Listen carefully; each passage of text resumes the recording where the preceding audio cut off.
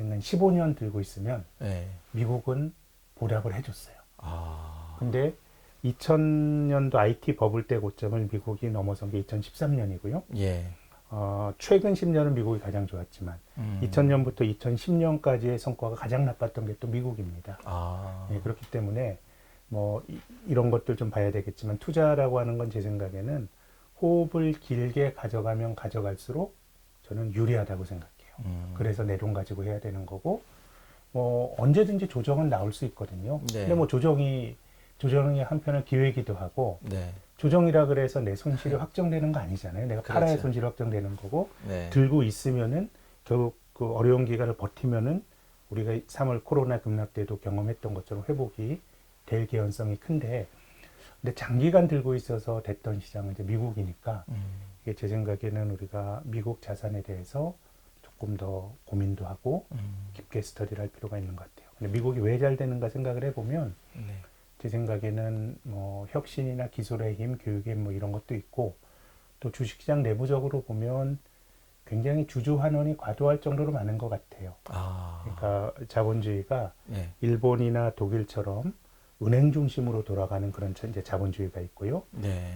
영국과 미국처럼 금융시장, 자본시장 중심으로 돌아가는 자본주의가 있는데 미국은 뭐 기업들이 벌어들인 것보다 더 많은 돈을 배당이나 자사주 그 매입으로 주주 환원에 쓰고 네, 있기 네. 때문에 제 생각에는 길게 보면 미국 주식 투자한 분들의 경우도 한 1, 2년, 2, 3년 내에 또 어려운 상황이 오지 않을까 생각하는데 네. 길게 보면 우리가 투자하는데 리스크가 없을 수 없고 또 조정 없이 또 장기간 투자를 할 수는 없는 거기 때문에 그래서 길게 보면 저는 미국 주식에 대한 좀 익스포저도 늘리고 거기에 대한 공부와 지식을 좀 많이 쌓을 필요가 있다고 생각합니다. 아, 예, 좋은 말씀이십니다.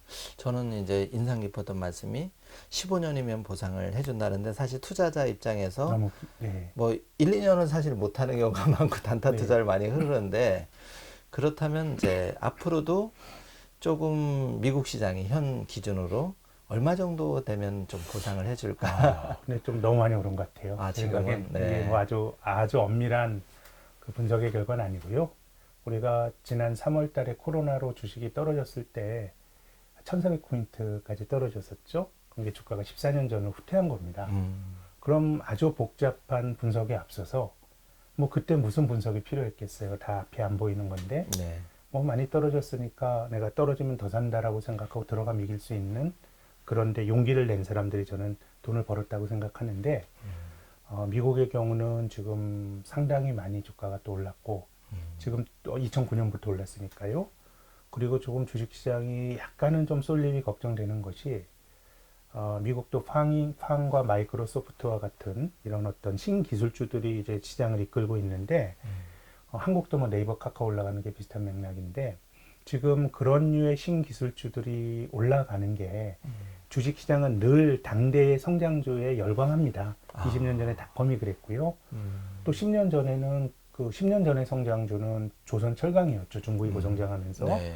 그래서 당대의 성장주가 있기는 한데 지금처럼 일부 성장 섹터 말고 다른 섹터가 별 볼 일 없어졌던 때도 없었어요. 아. 그러니까 지금 한국도 일부 그 성장 산업을 제외하면 다 결점이 있어 보이거든요. 네. 근데 글로벌 전체적으로 봐도 그런 고민들이 있는 것 같아요. 예. 그러니까 잘 가는 종목 쪽으로 유동성이 이제 쏠리게 되면서 그쪽으로 과한 쏠림들이 좀 나타나는 것 같고 그래서 미국의 이 팡이라고 하는 뭐 페이스북, 아마존, 또 애플, 구글, 또 넷플릭스, 여기 마이크로소프트까지 합친 이 6개 종목이 나스닥 시가총액의 지금 41%까지 예. 높아졌어요. 네. 그래서 뭐 이런 기업들이 굉장히 저는 위대한 기업인 거 맞다고 생각을 하는데 예. 근데 주식 투자하면서 참 어려운 것이 예. 우리는 좋은 기업을 사는 게 아니라 좋은 기업을 적당한 가격을 주고 사는 게 투자거든요. 예. 아무리 좋은 기업이라도 비싸게 주고 사면은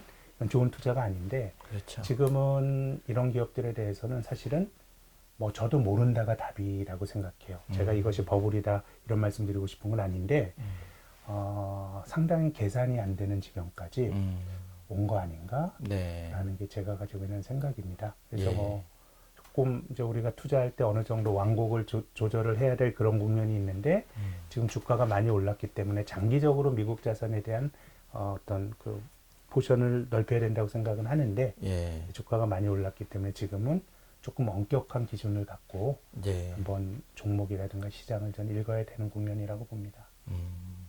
그러면 이제 센터님 보시기에는 3,000원 반드시 갈 거다. 네. 다만 요런 조건과 요런 상황에 되면 네. 이제 그렇게 될 수 있다는 말씀이시네요. 네. 네. 예, 예.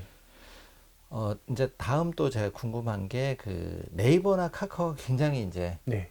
약진을 해서 네. 시총 뭐 이렇게 3, 4위까지 막 치고 올라왔는데 여기는 좀 전망이 앞으로는 어떻게 될까요? 그동안 이제 못 들어가신 분들도 계시고 뭐 앞으로 또 더 갈 건지. 얼마 전에 미국에서 네. 그 아마존, 네. 구글, 또 페이스북 뭐 이런 회사들에 대한 반독점 청문회를 했었습니다. 네. 전 한국의 네이버, 카카오도 마찬가지라고 생각하는데 이제 네이버가 현대차보다 돈을 더 많이 버는 시기도 올 것 같아요. 지금 이제 시장은 시가총이 그런 걸 반영을 하잖아요. 네, 네. 그래서 20년 전에 닷컴 버블 때와 비교를 해보면 네.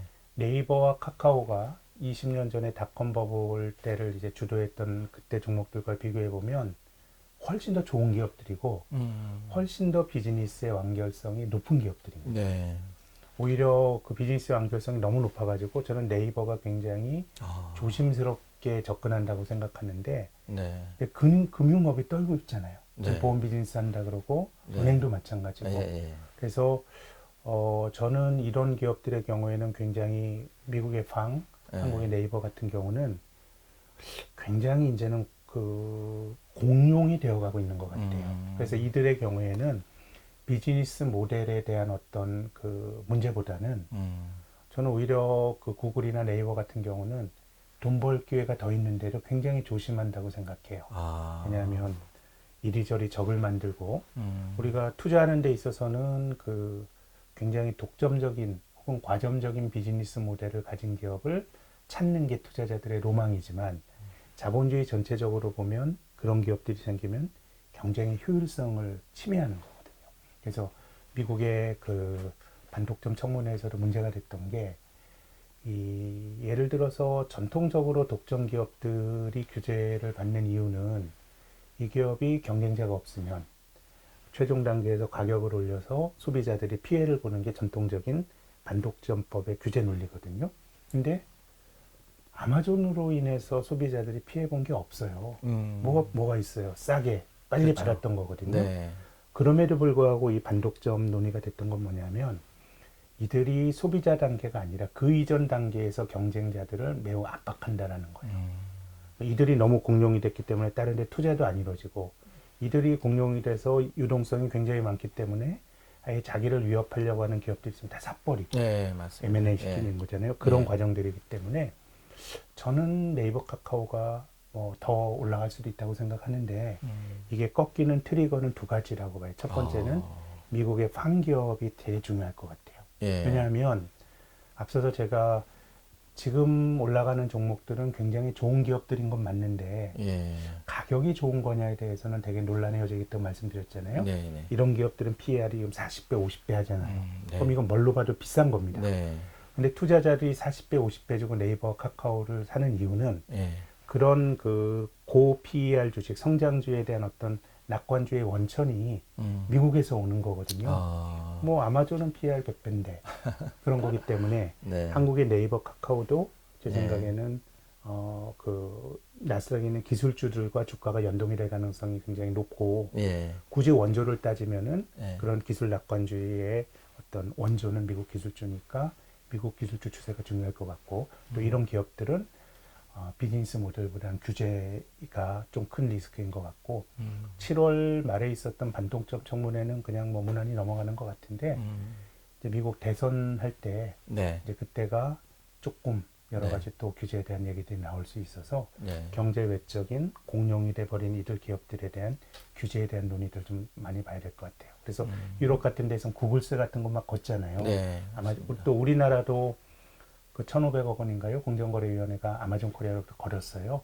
근데 이 기업들이 세금 안 내려고 소송하는 게 아니고요. 알았습니다 하고 막 냅니다. 아, 영리한 거죠. 오히려 영리한 그냥 빨리 거죠. 내고. 네. 예. 왜냐하면 지금 이들은 공룡이고 별로 경쟁자도 없어요. 음. 근데 지금 다 같이 저성장이 되고 전체적으로 살기 어려운데 이 기업과 이 기업의 주주들만 부자가 되다 보니까 맞습니다. 뭔가 예. 이제 공격의 대상이 될 수가 있어서 네. 저는 이런 기업들도 굉장히 영리하게 움직이고 있다고 생각하는데 네. 그래서 아무튼 네이버는 결국은 아마존이나 구글 주가와 연동이 될 것 같고 아마존과 구글은 어떤 경제 논리보다는요 예. 규제라든가 이런 것들을 조금 더 보셔야 될 것 같고 네. 미국 11월 대선이 예. 민주당이 원래 전통적으로 실리콘밸리와 친화적인 게 있었지만 네. 요즘 기술주에 대해서 얘기하는 거 보면 조금 섬뜩섬뜩해요. 아. 그 기업 분할해야 된다 이런 얘기들 하는데 이게 네. 정치인으로서 립서비스일 수도 있고 예. 예. 실질적인 선택일 수도 있는데 예. 아무튼 저는 지금 시장이나 이런 걸 바라보는 생각이 너무 쏠림이 있다라는 게 한편으로는 좀 리스크인 거죠. 쏠림이 그렇죠. 있으면 다른 게 재미없으니까 네. 여기 과열이 생기고 예. 기업의 생태계에서도 일부 기업들만 돈을 너무너무 많이 벌다 보니까 공격의 대상이 되고 있기 때문에 좀 규제 리스크를 눈여겨보시라는 조언을 드리고 싶습니다. 네.